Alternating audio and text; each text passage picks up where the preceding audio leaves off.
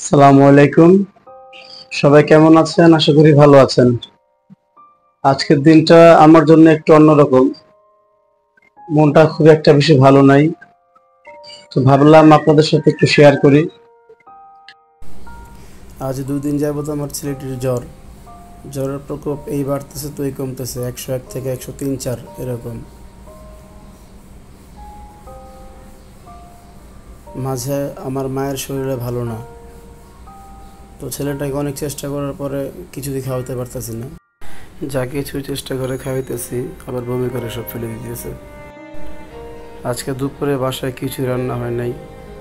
বাবুর মা বাবুকে নিয়ে সারাদিনই ওর কাছে রাখছে। চিন্তা করলাম আজকে আমি ডিম ভাজা দিয়ে ভাত খাই।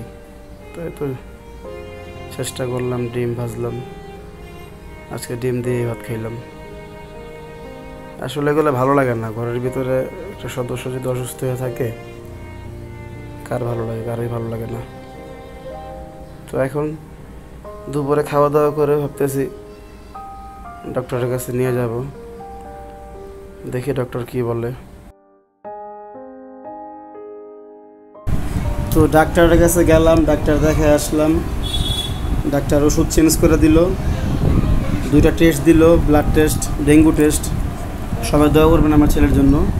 এতক্ষণ ধরে যারা ভিডিওটি শুরু থেকে শেষ পর্যন্ত দেখলেন সবাইকে অসংখ্য অসংখ্য ধন্যবাদ।